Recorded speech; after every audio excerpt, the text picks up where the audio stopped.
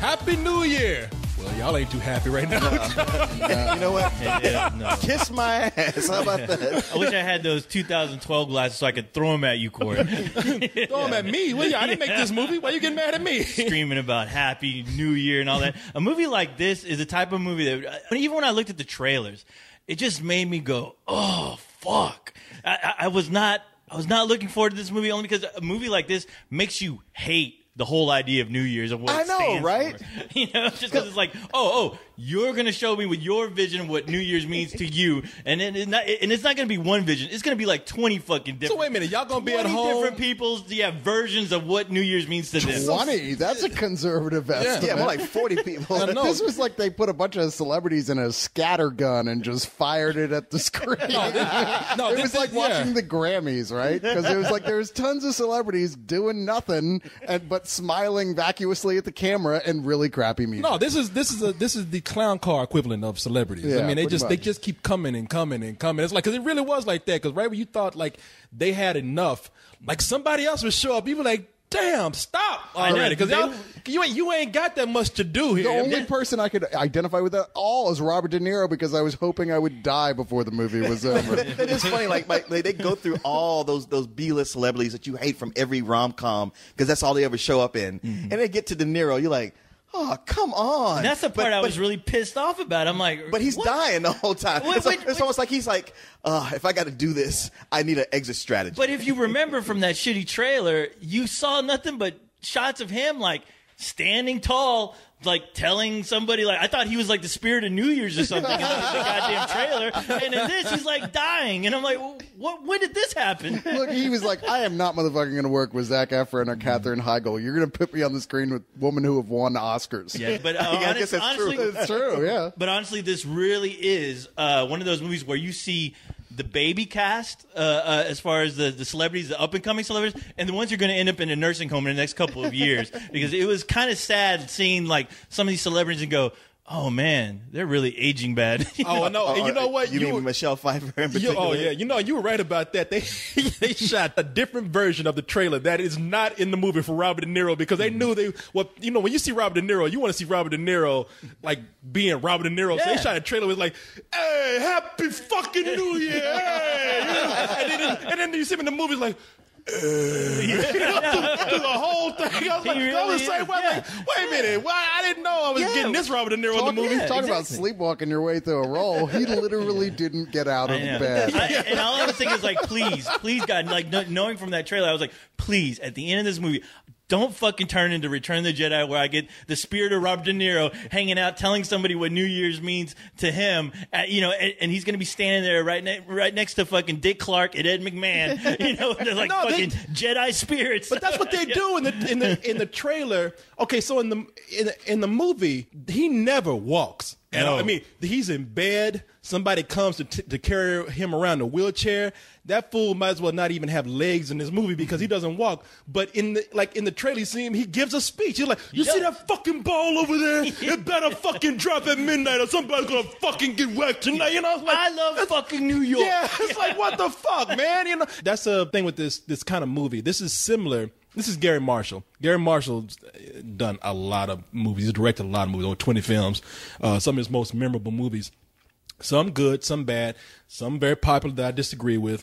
What's the good ones? Well, Pretty Woman, a popular film that I even saw like a year and a half ago on TV, and I'm just like, I don't get the popularity behind that movie, man. I get it. I get why women, adopt the fantasy or fall for it. Because you guys aren't hookers. Well, that's why I was upset. Because it's like the idea, the idealized hooker, like you could actually get a hooker that looked anything like Julia Roberts on Hollywood Boulevard at midnight. And you can only hook once, and it'll be the perfect man. Yeah, perfect. You don't man. even have to hook a millionaire who doesn't care that you're a hooker and wants to marry you, right? And change his life to marry you. Yeah, I think it's pretty clear what makes that movie popular. And believe me, I've tried. I've got some ugly hoes wake up in the next morning for them to not only be in love with me, but for them to be pretty. You know, and it's just I was like, it ain't, maybe I don't have enough money, but yeah, That was a total Disneyized version of Hooker World. That might as well have been an animated movie about hookers that Disney Yes, made. starring Ariel from The Little Mermaid. Yeah, it might as well have been Disney's Hoes. A whole new world.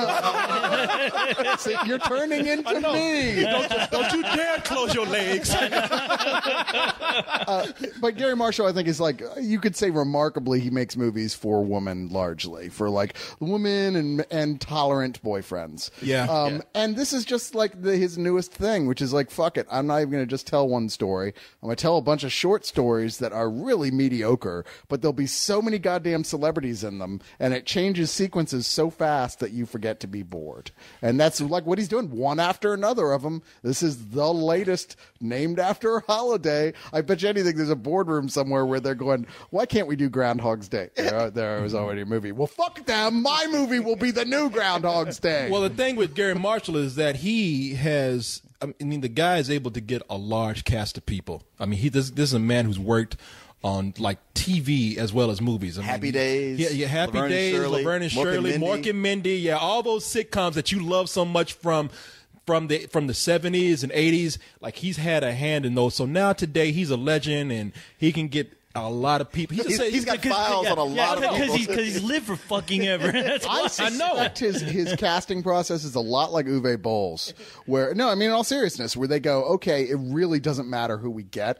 They've just got to be people that people recognize. True. And they go, here's the time we're shooting at this location, see who's available and can do it for cheap. Well, no, I think it's because everyone in this movie deserves some bit of their why they're acting to begin with, thanks to this guy, because this guy probably has his hands in every goddamn TV show, every movie produced. I mean, this is like, this guy's probably like the grandfather of Hollywood, and we just never knew. I wouldn't argue that. No, he's a Hollywood legend, and he's one of those guys where to us it's like, oh, I don't like all this guy's movies. If you're involved in Hollywood, if Gary Marshall was to call up and said, hey, I need you on the set right now. What the fuck am I shooting? I don't care. Put your clothes on and get to the set and start filming. Okay? Like working. You know the fuck you talking to? Well, plus, it goes back to Pretty Woman. It's like, hey, Gary Marshall wants you in his movie.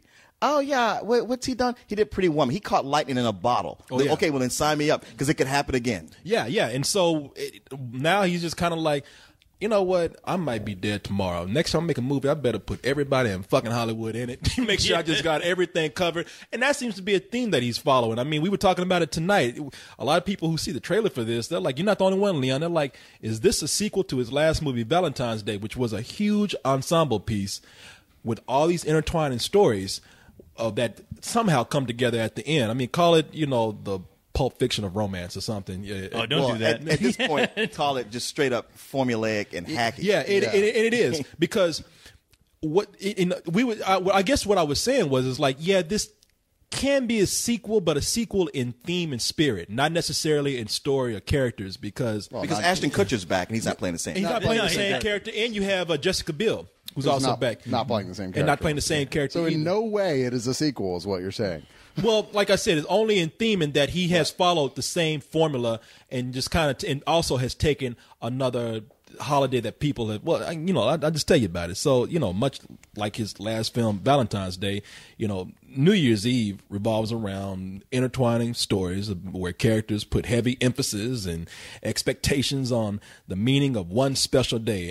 And on this day, this includes love lost, love regained, search for new love, dueling vaginas, and trying to just be there to celebrate New Year's Day in the way that people think it should be celebrated properly, which is, for a lot of people, their dream to just be in Times Square to watch that fucking ball drop. That's it. I don't know why, but I don't get that either. Yeah, for a lot of people that means something. Especially when fucking like, okay, so it's bad enough you've got Bon Jovi, but then you've got Bon Jovi. He's not being Bon Jovi in this movie. He is playing some other completely type of different musician who doesn't sound anything like Bon Jovi. And we're like, really? Why did you even bother to get him? Because he didn't want to pay those other fucking guys in the band. Richie Sambora, you can go fuck off. He's like, I need to check more than he does. Yeah. I mean, they're trying to convince us that Bon Jovi is the hottest act in the world. Or even like you see 12-year-old girls in the crowd who are going nuts and wetting their panties over him. And I'm like, I don't buy that. And then all the stuff he sings are old songs from the 60s. Old covers. Yeah, old covers. So like,